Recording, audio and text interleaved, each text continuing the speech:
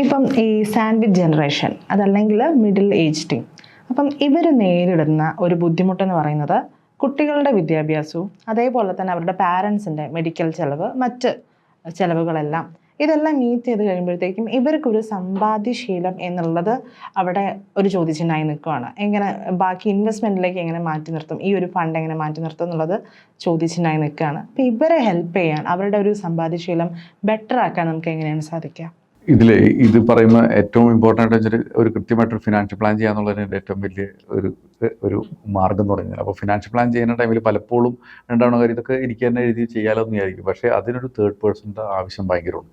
ഇപ്പോൾ ചില ടൈമിൽ നമ്മൾ ചിലവിൻ്റെ കാര്യത്തിന് ഇപ്പോൾ ഒരു മിഡിൽ ഏജ് ആൾക്കാർക്ക് ഇപ്പോൾ കുട്ടികളുടെ എഡ്യൂക്കേഷൻ തന്നെ ഇപ്പോൾ പണ്ടത്തേക്കാളും ഭയങ്കരമായിട്ട് വ്യത്യാസം വന്നിട്ടുണ്ട് എഡ്യൂക്കേഷൻ എക്സ്പെൻസ്. അപ്പോൾ അതിൽ തന്നെ നമ്മളൊന്ന് സെൻസിബിളായിട്ട് ആലോചിക്കണം. കുറച്ചും കൂടി പുറകോട്ട് ഇരുന്നിട്ട് ബാക്കോട്ട് ഒരു കുറച്ചും കൂടി നന്നായിട്ട് ആലോചിക്കുകയാണെങ്കിൽ നമ്മുടെ വാട്ട് ഈസ് അവർ അഫോർഡബിലിറ്റി എന്ന് ചിന്തിക്കേണ്ട ഒരു സിറ്റുവേഷൻ ഉണ്ട്. ഇപ്പോൾ ചില ടൈപ്പിലൊക്കെ ഞാൻ ഒരു നോർമൽ സാലറി ഉള്ള ആളുകളൊക്കെ തന്നെ അവരുടെ കുട്ടികളുടെ എഡ്യൂക്കേഷനൊക്കെ പണ്ട് റിച്ച് ക്ലാസ് പോയിരുന്ന സ്കൂളിലൊക്കെ പഠിക്കുന്നത്, അത് actually speaking that is not affordable for them. ഇപ്പോൾ നമ്മൾ ആയിരിക്കും കുട്ടികൾക്ക് എഡ്യൂക്കേഷൻ കൊടുത്താൽ ശരിക്കും അതിനൊക്കെ തന്നെ നമ്മളൊരു കുറച്ചൊന്ന് പോസ് ചെയ്തിട്ട് നമ്മൾ ആലോചിക്കണം ഇത് റിയലി പോസിബിൾ എന്നുള്ളതിനെ കുറിച്ചിട്ട്. കാരണം ഒരു വലിയ സ്കൂളിൽ പോയി എന്ന് പറഞ്ഞിട്ടൊരു കുട്ടിക്ക് എഡ്യൂക്കേഷൻ ഉണ്ടാകാൻ പോകണമെന്നില്ല. അപ്പോൾ ഇതൊക്കെ ഒരു സെൻസിബിൾ ആയിട്ടൊരു ഡിസിഷൻ എടുത്തു കഴിഞ്ഞാൽ we can really understand that എത്ര ബജറ്റിൽ ഞാൻ പോകണം എന്നുള്ളത്. പിന്നെ ചില ടൈമിൽ ഈവൻ നമ്മൾ വീടിന് റെൻ്റ് എടുത്ത് താമസിക്കുന്നത് തന്നെ നമ്മുടെ സൊസൈറ്റി തന്നെ നോക്കിക്കഴിഞ്ഞാൽ നമ്മുടെ ഇൻകവും നമ്മുടെ റെൻറ്റ് കപ്പാസിറ്റിയും ഒന്ന് മാച്ച് ചെയ്തിട്ട് നമുക്ക് നോക്കാൻ പറ്റും. അപ്പോൾ ഓരോ ചിലവിനെയും നമുക്കന്ന് ഒന്ന് മാച്ച് ചെയ്യും. കാരണം ഇപ്പോഴത്തെ അവസ്ഥ പറഞ്ഞു കഴിഞ്ഞാൽ lifestyle is too high ഇപ്പോഴത്തെ ഒരു അവസ്ഥയിൽ. അപ്പോൾ ചിലപ്പോൾ ഒരാൾ സാലറി വാങ്ങുന്നത് 1 ലക്ഷം രൂപയായിരിക്കും.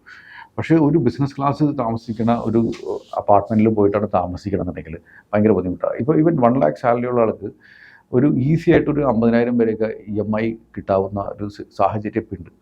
അപ്പോൾ ഇപ്പോൾ 2 ഭാര്യയും ഭർത്താവും 1 ലക്ഷം ബജറ്റ് 2 ലക്ഷം രൂപ ശമ്പളമുള്ള സിറ്റുവേഷൻ ആയിരിക്കും. ആ ടൈമിൽ ഇവർക്ക് 1 ലക്ഷം രൂപ EMI ഉണ്ട്. ആ സമയത്ത് ഒരു കുട്ടിയുണ്ട്. ആ കുട്ടീനെ നല്ല അടിപൊളി പോഷ് കോളേജിലാക്കി സ്കൂളിലാക്കി ഈ EMIക്ക് വെച്ചിട്ട് നല്ലൊരു കാറും വാങ്ങി, പിന്നെ ഹോം ലോൺ എടുത്ത് നല്ലൊരു വീടും വാങ്ങി, ഈ 1 ലക്ഷം രൂപ EMI. എന്നാലും EMI 1 ലക്ഷത്തിൽ നിൽക്കില്ല എന്നുണ്ട് ഈ പറഞ്ഞ സിറ്റുവേഷൻ തന്നെയാണെങ്കിൽ. ആ സമയത്താണ് രണ്ടാമത്തെ ഒരു കുട്ടിയെ ജനിക്കാൻ പോകുന്നത്. അപ്പോൾ ഭാര്യയ്ക്ക് ബ്രേക്ക് എടുക്കണം. അവരെ പെട്ടുപോയ കാരണം 2 ലക്ഷം ഇൻകോൾ കൊടുത്ത് 1 ലക്ഷം ഇൻകായിട്ട് കുറയും. ഈ സമയത്ത് ഇവരാകെ പെട്ടുപോകുന്ന ഒരു സിറ്റുവേഷൻ ഉണ്ടാവും. ഇതൊക്കെ ഞാൻ കാണുന്ന ഒരു സിറ്റുവേഷനാണ് ഈ പറഞ്ഞ. അപ്പോൾ ഈ ഒരു സാഹചര്യം അവനവൻ വരുത്തിയെടുക്കാതിരിക്കുക എന്നുള്ളതാണ് ഇതിൻ്റെ ഏറ്റവും ഇമ്പോർട്ടൻ്റ് ആയിട്ടുള്ള കാര്യം. ഇതിന് കൃത്യമായിട്ട് പ്ലാൻ ചെയ്താലേ നടക്കത്തുള്ളൂ. അപ്പോൾ ഇത് ഇത്തരം കാര്യങ്ങൾ അവനവൻ തന്നെ വരുത്തി വയ്ക്കുന്ന ഒരു സിറ്റുവേഷനാണ്. ഞാനിത് ഇതിൽ ഞാൻ അങ്ങനെ പെട്ടുപോകുന്നവരെയൊക്കെ എനിക്ക് ഭയങ്കര അനുകമ്പയുള്ളൂ. പക്ഷേ എനിക്കിതെങ്ങനെ ഇവരെ ഹെൽപ്പ് ചെയ്യാന്നുള്ളത് മാത്രമേ ഞാൻ ഈ പറയണത്. അല്ലാതെ ഞാൻ അവരുടെ ഭാഗത്തു നിന്ന് തന്നെ പറയണത് ഈ പറയണൊരു വിഷയം. അപ്പോൾ ഇങ്ങനത്തെയൊക്കെ സാഹചര്യത്തിൽ ചെന്ന് പെടാതിരിക്കാനായിട്ട് എങ്ങനെ കൺട്രോൾ ചെയ്യാം, അവനവൻ്റെ ഇൻകം എങ്ങനെ കൂട്ടാം, അവനവൻ്റെ ചിലവ് എങ്ങനെ റെസ്ട്രിക്റ്റ് ചെയ്യാം. അപ്പോൾ ചില ടൈമിലൊക്കെ നമ്മൾ ചിലപ്പോൾ ഹാർഡ് ഡിസിഷനൊക്കെ എടുക്കേണ്ടി വരും. ഇപ്പോൾ ചിലപ്പോൾ കുട്ടികളുടെ എഡ്യൂക്കേഷനൊക്കെ ആണെങ്കിൽ look for a school where we can affordable. ഞാനിപ്പോൾ കണ്ടിട്ടുള്ളൊരു സിറ്റുവേഷൻ പറഞ്ഞു കഴിഞ്ഞാൽ ഒരു വലിയ സ്കൂളിൽ പഠിച്ചു വരുന്ന കുട്ടിയും ഒരു ഗവൺമെൻറ് സ്കൂളിൽ പഠിച്ചു വരുന്ന കുട്ടിയും അത്ര വലിയ വ്യത്യാസമൊന്നുമില്ല. ഒരു 25-30 വയസ്സ് വരുമ്പോൾ കരിയറിൽ ചിലപ്പോൾ വ്യത്യാസം ഉണ്ടാവും. പക്ഷേ എന്നാലും ഇത്തിരി സ്ട്രോങ് ആയിട്ടുള്ള ഒരു പയ്യനാണെന്നുണ്ടെങ്കിൽ അത്ര വലിയ വ്യത്യാസമൊന്നുമില്ല.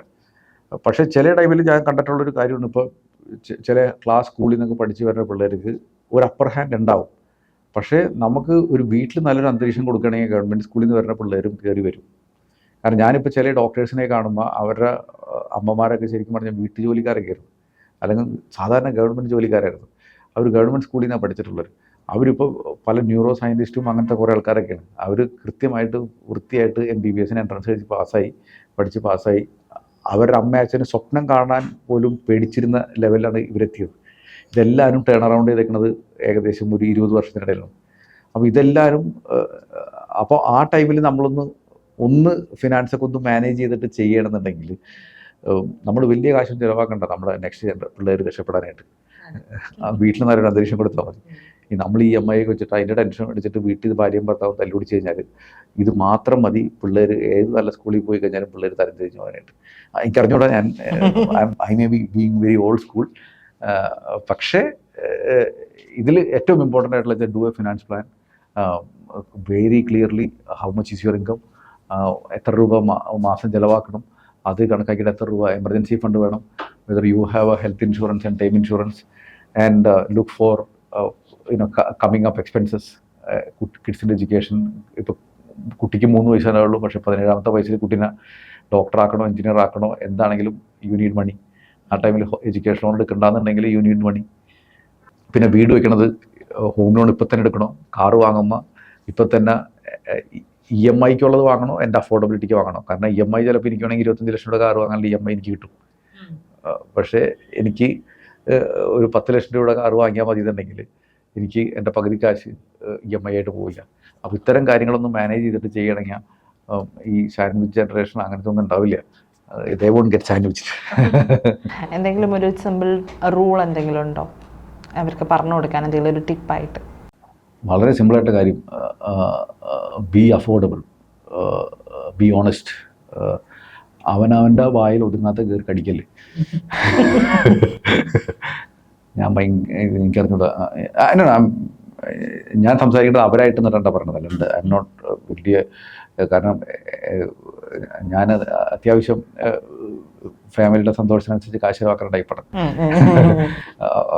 I M not saying that ഞാൻ അവരുടെ കൂട്ടത്തിൽ നിന്നിട്ട് ഞാൻ ഈ വർത്തമാനം പറഞ്ഞത്. അപ്പോൾ പിന്നെ അമ്മൂമ്മമാരൊക്കെ പറഞ്ഞ പോലെ കിട്ടണേക്കാളും കുറച്ച് ജീവിക്കാൻ പഠിക്കുക, കിട്ടണേക്കാളും കുറച്ച് ജീവിക്കാൻ പഠിക്കുക. അപ്പോൾ പിന്നെ 50-30-20 എന്നൊക്കെ പറയും. അതൊക്കെ പറയാന്നുള്ളത് it's very difficult to get it done. 50% ചിലവ് നിർത്താം, 30% വാൺസിന് ഉപയോഗിക്കുക, 20% ഇൻവെസ്റ്റ് ചെയ്യുക എന്നൊക്കെ ഉള്ളത്. പക്ഷേ I think the fundamental rule is very simple. Don't try to impress others. സത്യസന്ധരായിട്ട് ജീവിക്കുക. സത്യസന്ധരായിട്ട് ജീവിക്കുക എന്ന് പറഞ്ഞാൽ നമ്മൾ സത്യം മാത്രം പറയാന്നുള്ളതല്ല. ഞാനിത് വാങ്ങുന്ന സമയത്ത് ഇവരെന്ത് വിചാരിക്കും, അതിൻ്റെ പേരിൽ ഇവരെ വിചാരിപ്പിക്കാനായിട്ട് കുറച്ചും കൂടി നല്ലത് വാങ്ങാം എന്നുള്ള ചിന്തയൊക്കെ ഒഴിവാക്കി ജീവിച്ചാൽ തന്നെ എനിക്ക് തോന്നുന്നു കറക്റ്റായിട്ട് ജീവിക്കാൻ പറ്റും. ബെറ്റർ ആയിരിക്കും. Thank you.